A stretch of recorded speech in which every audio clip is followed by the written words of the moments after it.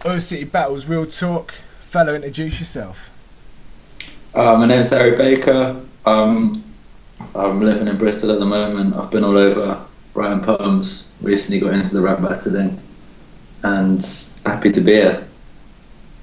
Welcome, brother. Welcome on the show. It's good to have you on. If you can, like I have asked everyone else, except for it's not music today, if you can tell us how you got into your poetry and how that led you to getting into battling. Yeah.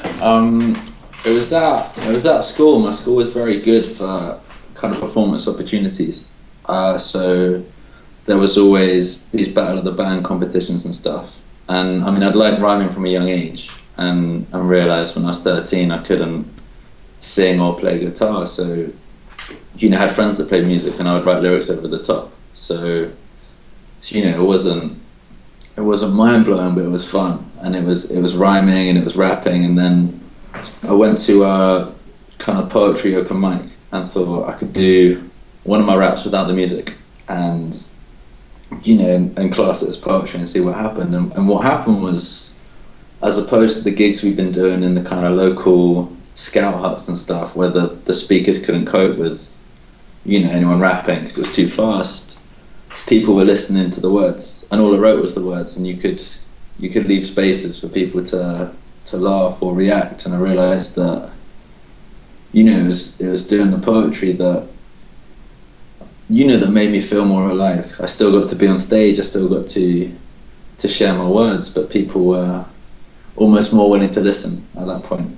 And that was just towards the end of school. So I took a year out before going to uni and kind of toured the London open mic circuit, and then got involved in these slams and got to travel internationally with it, and kind of never turned back since. And then the battling it all came about after the Mark Grist Blizzard battle, when suddenly it was interesting to have poets involved versus MCs, because it was a clash of styles and they could break each other down more. And so it was at Latitude Festival. They were hosting Don't Flop in the Poetry Tent, and there were going to be 3 or 4 battles, MCs versus poets. So they had Enigma versus Simon Mole, Mark Grist against Mickey Worthless, and a couple of others. And I was meant to battle Double L. And ever since school, when there's kids in the playground rapping, you dream of doing it. And I never thought the opportunity would come through the poetry. And then what happened was Double L couldn't make it to that festival, so we ended up rescheduling when I was up in Edinburgh. And it was a weird one because Don't Flop don't have a regular fan base at the Edinburgh Fringe Festival. So while normally there's all these people coming along, I was on the first night that we're doing stuff and there's hardly anyone there. So I'd been doing a show for a month, kind of every day. So I invited people along. So then suddenly the room was filled with mostly people I knew.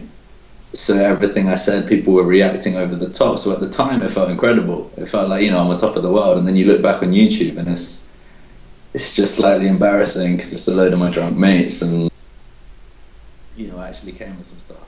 And so I thought that was it. But then 6 months later, I just got an inbox saying, do you want to battle Soweto Kinch in London? And I mean, Soweto Kinch came to my school when I was a kid, and he completely inspired me. And in terms of the spoken word scene, he's known. In terms of the music scene, he's known. So I just couldn't turn this down. And it was a weird one because it's like battling one of your heroes, and you've got to find things to say about them, and also then have them say things about you. And whilst the first battle with Double L was all just back and forth, none of it was that hard hitting. It was entertainment at a festival. So where Kinch went in on the personal image and all of those things, which again, I'd come from the background of spoken word poetry, where the whole thing is about making yourself vulnerable, and you connect with people and you open yourself up, and suddenly you can't be doing that in a rap battle. You've got Everything you're used to is now being used against you, sort of thing.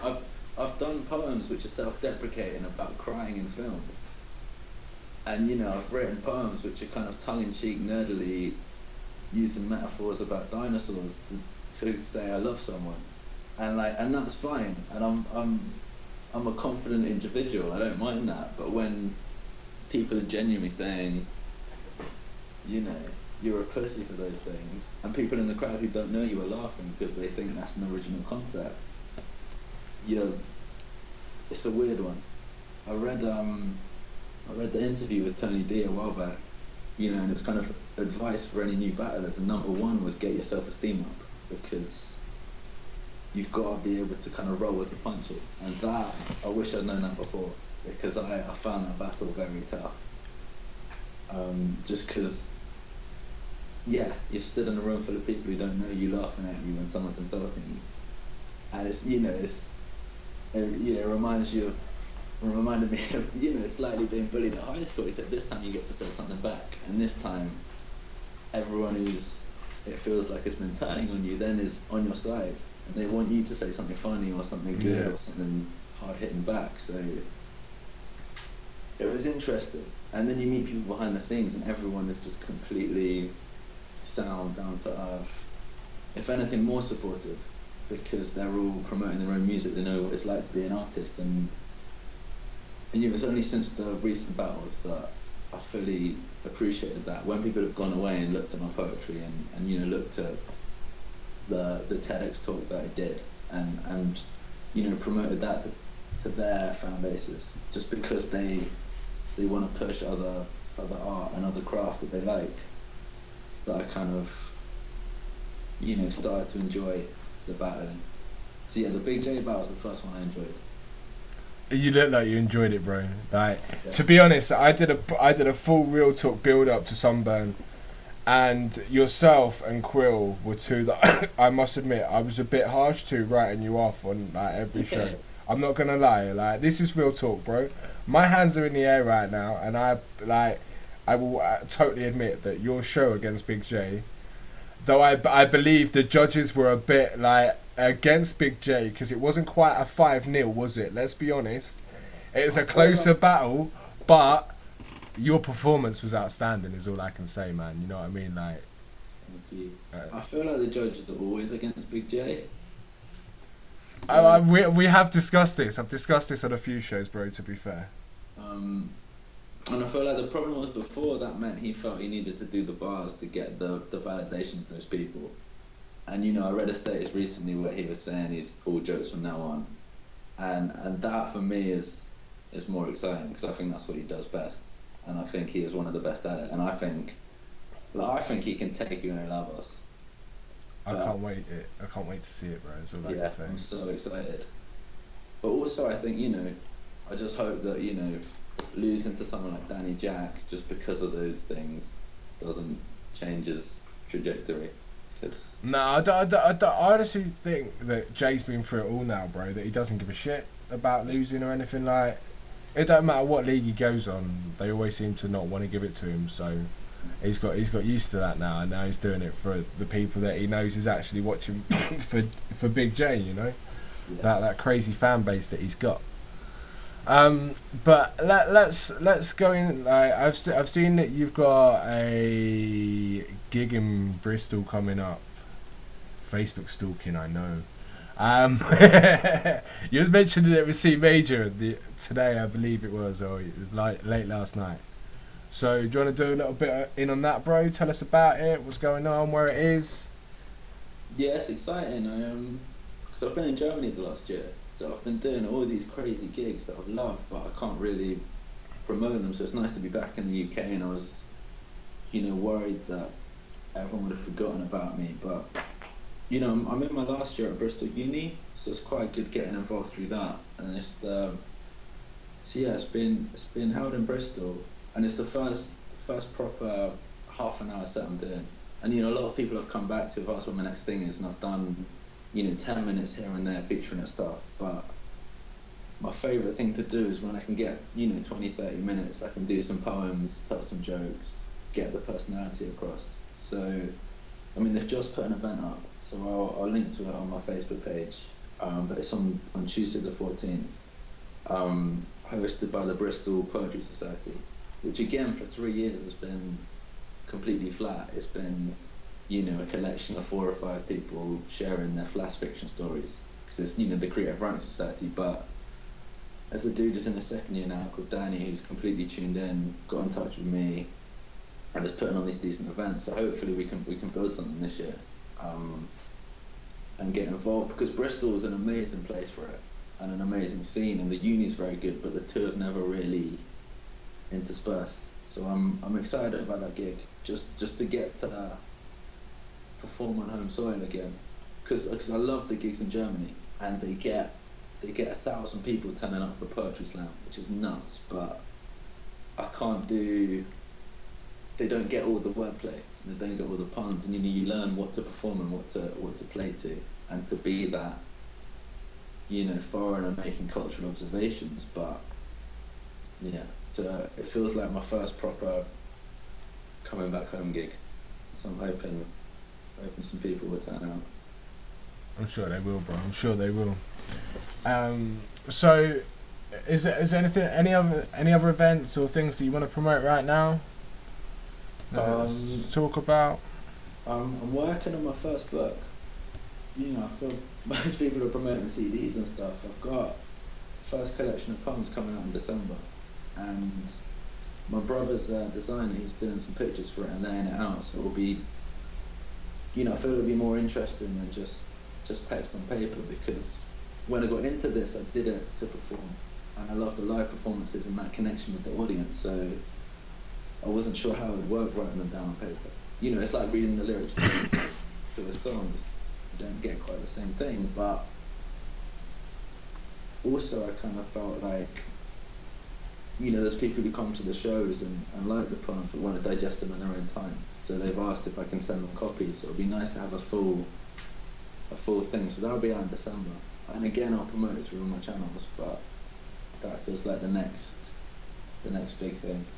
And then, you know, I'm doing gigs here and there, but you're one of the only 6th birthday battles I can talk about, so I'm doing it. You got O'Shea at the 6th birthday. It's all announced, like, in it. So, I mean, it's another big battle, innit? It's another one of those that people are gonna expect jokes from both sides. Like, at the end of the day, your performance against Big J, let's be honest, there's a lot of jokes and some funny shit, bro. Like, how do you now go on to O'Shea? It's just fun.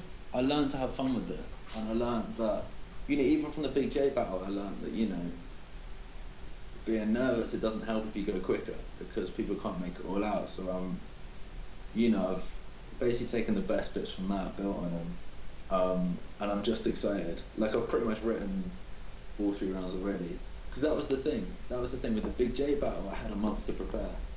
Like, against Stowaway, I had a couple of weeks, and also I was quite busy those weeks, so I just came underprepared and didn't get to do my thing. With Big J, I knew my stuff so well, I could, you know, spend most of his rounds working on rebuttals, thinking of whatever, getting to perform. So with O'Shea, it'll be good because I'll be prepped again.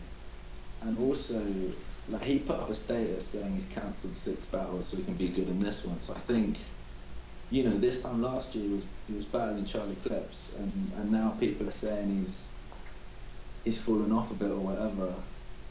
I don't know, like, I prefer it when my opponents are good, because it means the whole battle's better. I don't feel like I need someone to slip up for me to be able to beat them. So I hope he brings his A game, because then the battle itself is just going to be so much better. I think that was what got me noticed from the Sweaty Kinch battle, because he was so good. And, you know, I, as the underdog, the losing hand, was also good enough that the whole battle is enjoyable. So, you know, I'm a kill him, but I hope he brings it as well. Yeah, of course, man. That's the same with most battles, isn't it? Yeah. So let's go in on the Manchester-London event, bro. Yeah. Because let's face it, it's got the biggest battle for UK battle rap ever to happen so far. As such, you get what I mean? Yeah. But we're gonna start at the bottom of the flyer, which is Take Note Tox versus Tally. What's your feelings on that one, bro? I don't know. I think I love Tally at Sunburn. I mean, Gemini is one of my favorite people doing it at the moment. But Tally kind of brought it. I just think Take No Talks is so, you know, he's already got his kind of boys with him, and he's all about the hype. So I think having that on home turf is just going to be very hard to beat. I think on the day, I think Talks could take it, but I think on YouTube, Tally will come across better. So there's going to be a complete debate about this battle, as there is for most. As we already knew there was going to be. Yeah. Moving up the flyer, we've got Sean O'Mac and Big J. I don't know who Sean O'Mac is. Okay. I think Big J's an entertainer, and with a crowd that big, that will help him. And I think he knows how to play up to the crowd, and like, obviously I called him out for having done so many battles, but that sort of experience will show on the bigger stage. Yeah.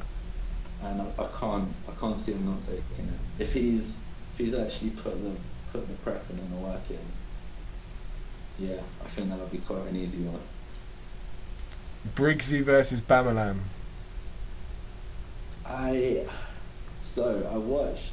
looked up Briggsy after I saw this battle, and I watched him against Mixie, and like I know Mixie, and I really like him, and I just think he tore him apart in that, and that was kind of Briggsy doing a stronger performance and kind of developing a style, because he hangs out with Shotty.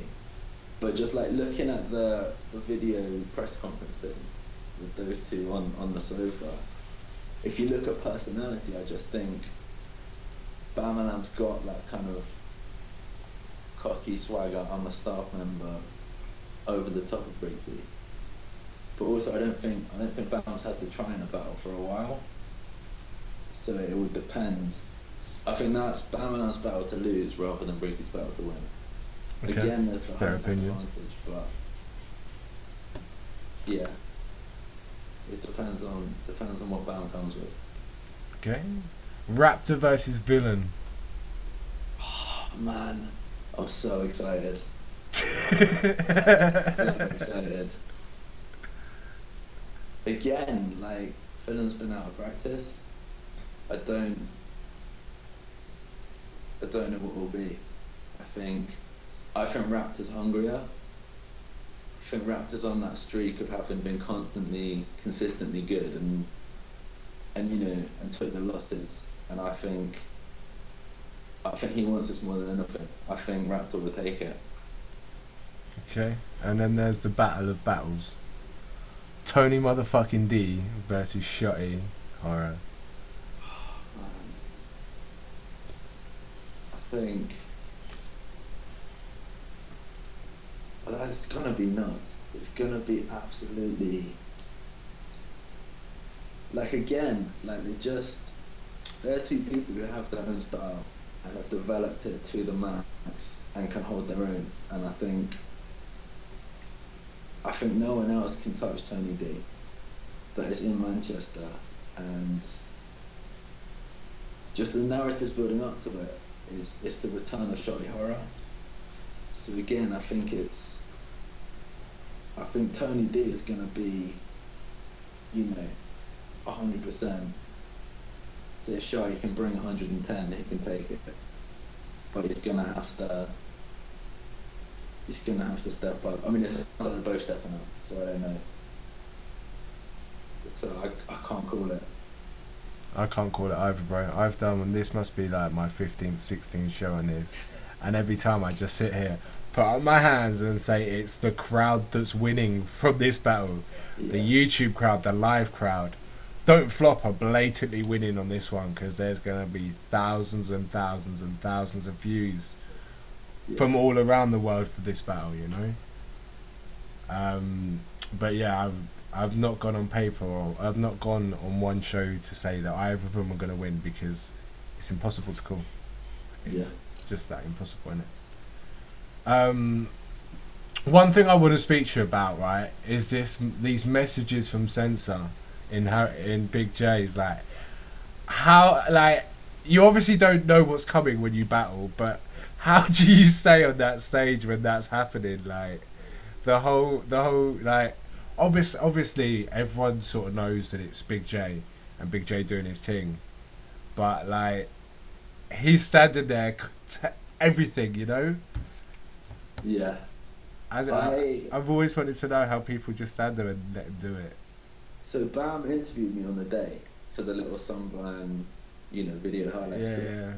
And he said, how are you feeling? And I thought with Big J, he would go in hard on the teeth jokes and that kind of angles, and and just be out and out funny with it, and not try and go around it. So I was going into the battle thinking it'd be quite easy to rebuttal some of this stuff because I know what's coming, and then the opening line just completely blew that out of the water.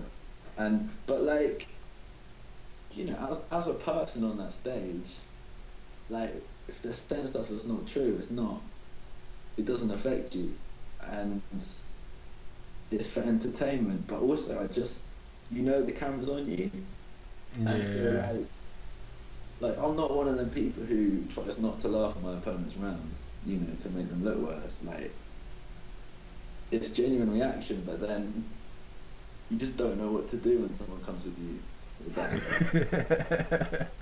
I mean, to be fair, I think Big J's third round in that battle, to be fair, bro, was one of the best thirds I've seen in a long time. And that's how come I'm just like, I don't understand how people gave it 5-0, because that third round alone, like, he went so well on it, didn't he? Let's be honest. But I mean, I don't know how he sits and writes it. Like, I mean, I knew that he was trying to stay away from the teeth bars, because it not being funny, it's one of the easiest things to go with you at, innit? Let's be honest. And also, like, Soweto did it to death and did it well. And like, but I feel it with Big J, because he comes with them left field angles. When it hits well. And like, so the thing with the Jimmy Savile pictures of Danny Jack, like, not everyone in the audience could see them, and it didn't quite connect in the same way. Whereas, your mum and DNA's Mama Boys. Oh wow.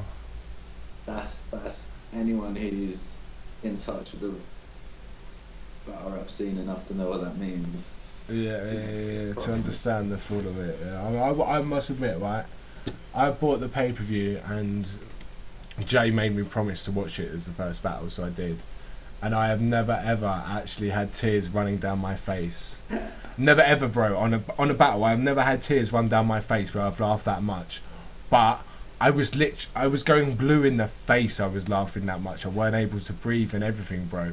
And it wasn't there. It was just one side of the battle, You didn't get a break to stop laughing, because the other half, like, there's that sort of 5-10 seconds where you're swapping over, but then straight bang, bang, bang, the other one goes in it, the other one the same. Honestly, it's truly one of the, like, funniest battles I've ever watched.